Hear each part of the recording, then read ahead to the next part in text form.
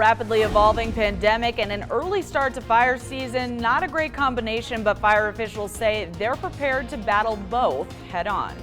And another grocery store chain is coming to Bozeman. We'll take you to the future site of the new Winco.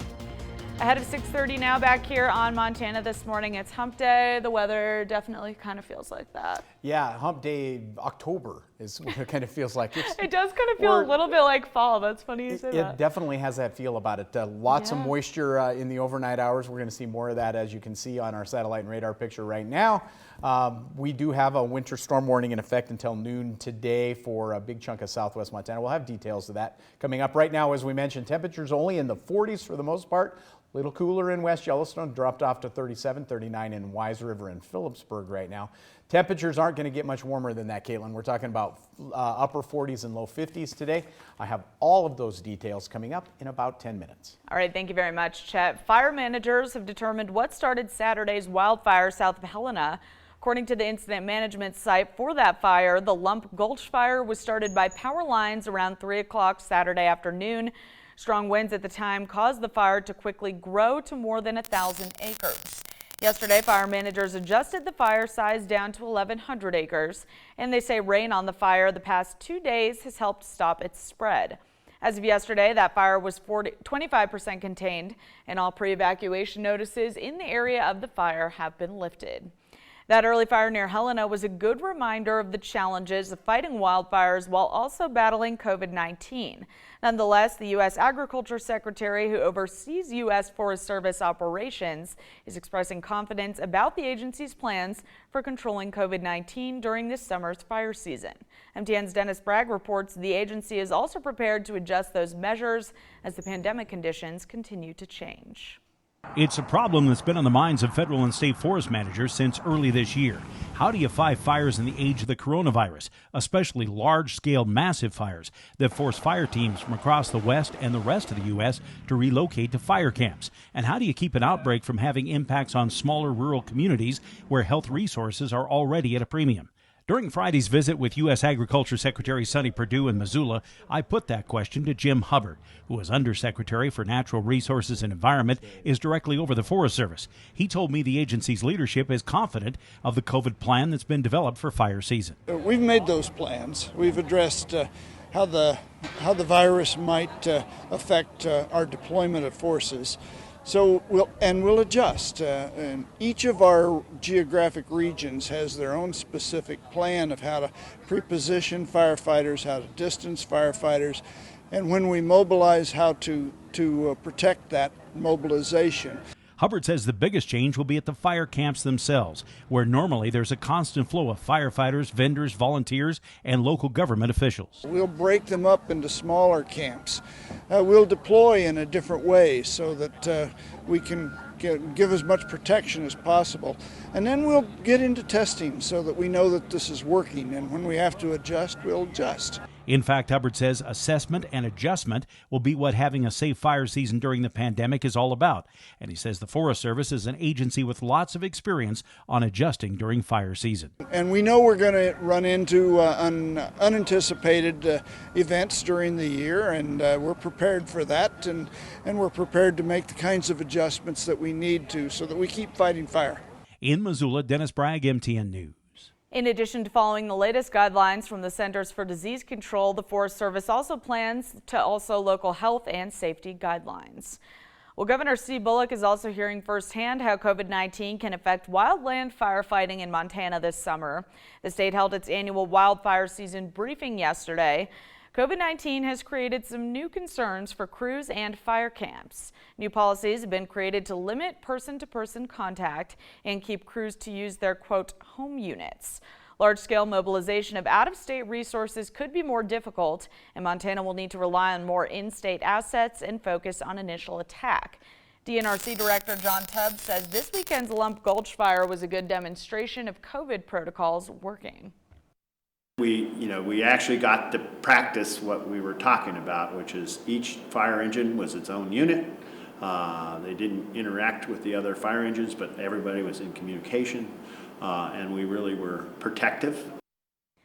61% of all wildfires in Montana are human-caused. The DNRC asks people to take extra care this year with fire, noting the fewer fires started will ultimately mean a lower risk to firefighter health. Montana public health leaders have announced they will propose a permanent rule change to stop the sale of flavored vaping products in the state. The Montana Department of Public Health and Human Services previously implemented an emergency rule change last year, temporarily blocking the sale of flavored e-cigarettes and other products. That rule expired in April. DPHHS leaders say the state is still seeing a, quote, epidemic of underage vaping, and restricting flavors would make it less likely for young people to take it up. The federal government has introduced its own restrictions on flavored vapes, but it only includes certain types of products. This proposed rule is far more comprehensive than what the FDA has done with their guidance, and action needs to be taken to address this youth e-cigarette epidemic, or else we're going to continue to have a whole generation of youth who are addicted to nicotine. Accept written comments on this rule proposal through July 24th. There will also be a public hearing July 16th held through remote conferencing.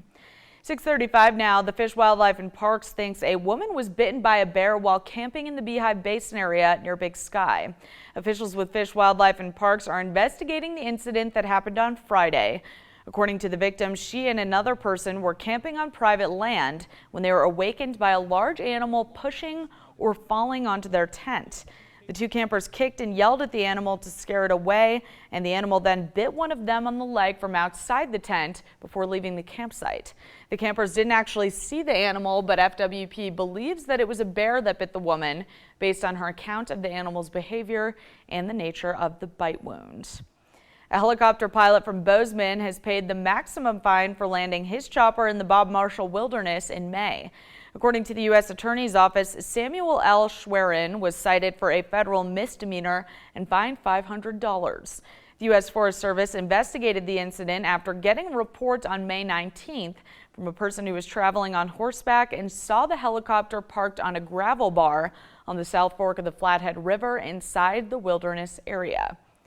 And we've got an update for you now on new plans to bring a new grocery store to Bozeman. MTN News first reported on plans of bringing a Winco food store back in 2018, but a lawsuit and a lengthy legal process put those plans on hold. MTN's Annie Johnson has the latest on what's going on with the Winco. You probably heard talks about a Winco a couple of years ago, but then it seems like the plans disappeared. But now construction is ready to begin. They submitted subsequently another application for a 75,000 square foot grocery store, and that application was deemed acceptable. They were able to make some design changes that met the city's codes, and we were off and running. Or so the city thought. Shortly after the commission actually approved the plans in 2018, a third party, grocery workers union, and some local representatives actually sued the city and said that the application was not properly authorized. But after a lengthy court process, the lawsuit was thrown out, which fast forwards us to today. And they have been given the go-ahead to start construction. My understanding is that they're going to start construction within 30 to 45 days at the site. Which means more options for Bozeman residents. Every retailer has their own niche. Every retailer has their own appeal in terms of shoppers. For more information on what Winco offers, you can visit this story on kbzk.com. Reporting in Bozeman, Annie Johnson, MTN News. Even in the middle of a pandemic, housing prices in Gallatin County are stable and in some cases actually going up. According to the Gallatin Association of Realtors, inventory of single-family homes for sale is tight, and sellers are getting a high percentage of their asking price. For May, the median price of a single-family home in the area just under $476,000. That's up 13% from the same time last year. The median price for a townhome or condo is now a little bit under $302,000. That's down from $342,000 last year. The Bozeman Public Library will soon reopen to the public with limited hours and limited services. The doors will open on Tuesday, June 30th. People will be able to go in and browse new materials, but no public seating will be available. You can access the library's computers, but only in 30-minute increments. You are also encouraged to wear a mask. 6:39 now. We're taking a short break on Montana this morning, but when we come back, are you happy? That may be a loaded question during these times of a pandemic and nationwide protests against police, but some university researchers are asked the question anyway. What they found out is coming up, and first, here's a look ahead to what's coming up at 7 on CBS This Morning. Good morning to you. Ahead on CBS This Morning, the acting Secretary of Homeland Security joins us. Does he think President Trump's executive order on police reform goes far enough? Plus, comedian Jay Farrow talks to us about his own disturbing encounter with police and how he says it could have been handled very differently. And how a highly anticipated Supreme Court decision could dramatically affect more than 600,000 young adults, many helping in the fight against the coronavirus. We'll see you 7 o'clock on the dot.